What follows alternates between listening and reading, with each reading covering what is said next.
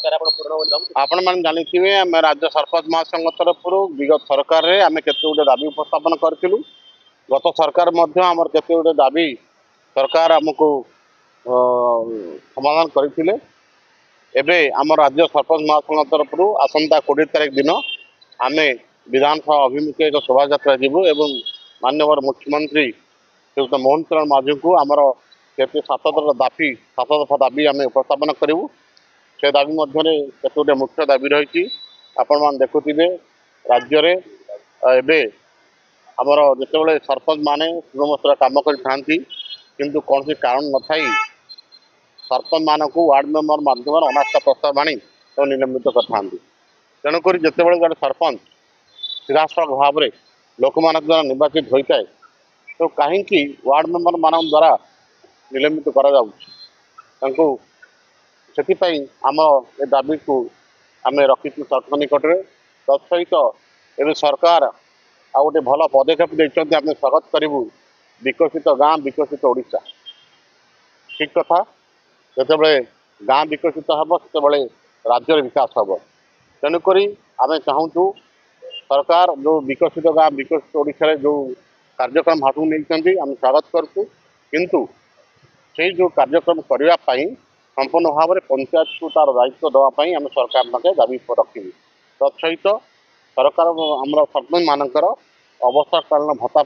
Demand करूँ। एमती 7 दफा दाबी नहीं आसंता 20 तारीख में आम सरकार को माननीय मुख्यमंत्री को एक दायित्व प्रदान करने जाऊँ। राम पाणी सभापति देवगढ़ सरपंच संघ तथा राज्य सरपंच महासंघ मुख्य परामर्शदाता सत्यनारायण पाणी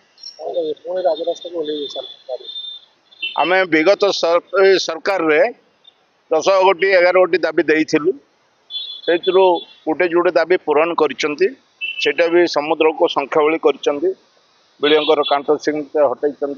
10,000 टंका भत्ता देइसेंती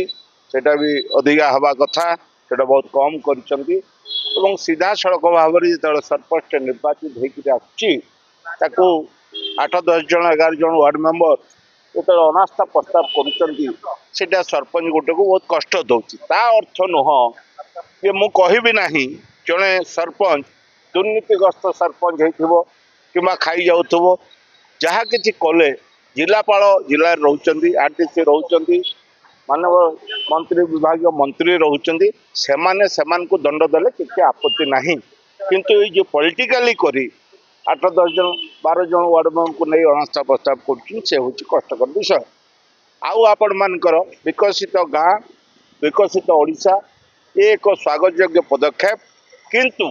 सरपंच टे ग्राम सभा कर प्रोजेक्ट दौर गाँव विकास हाँपाई पंचायत विकास हाँपाई किंतु सीधा सड़क भाव में ये सरकार आमर दौरान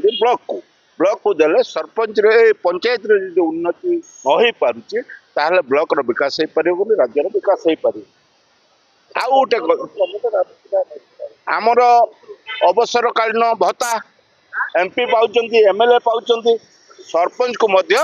भत्ता दिया जाऊ एवं गोटे एमपी एमएलए को निजस्व पांठी दिया जाउची से पांठी जदि गोटे सरपंच को 10 लाख हो 15 लाख हो 20 लाख देले से रास्ता टे कर पारिबो पोखर टे कर पारिबो केतेले युद्धकालीन भितर लोक जदि डिमांड करिवे एठी काम कार्य करा जाऊ ताको समाने निश्चित भाव में तुरंत करि पारिबे ए होची कथा। धन्यवाद। निश्चित भाव में आम गवर्नमेंट जेतिक सब स्कीम रोचे आम से साधारण लोकों पाखे पहुँचाऊ किंतु आम आज जो प्रेस मीट करूँ आसंता 20 तारीख राज्य सरपंच महासंघ निष्पत्ति नहीं कि नूतन सरकार श्रीजुक्त मोहन चरण माझी आम गोटे मेमोरेंडम दबू आमर किसी दाबी अच्छी आम से दाबी पत्र मध्यम दबू जदि भी दाबी की किसी दिन समाधान न करा जाए सेटा को उपस्थापन न करा जाए ताले आगामी दिन सरपंच संघ लोअर पीएमजी रे धारणा रे बसिया को पछेइबन।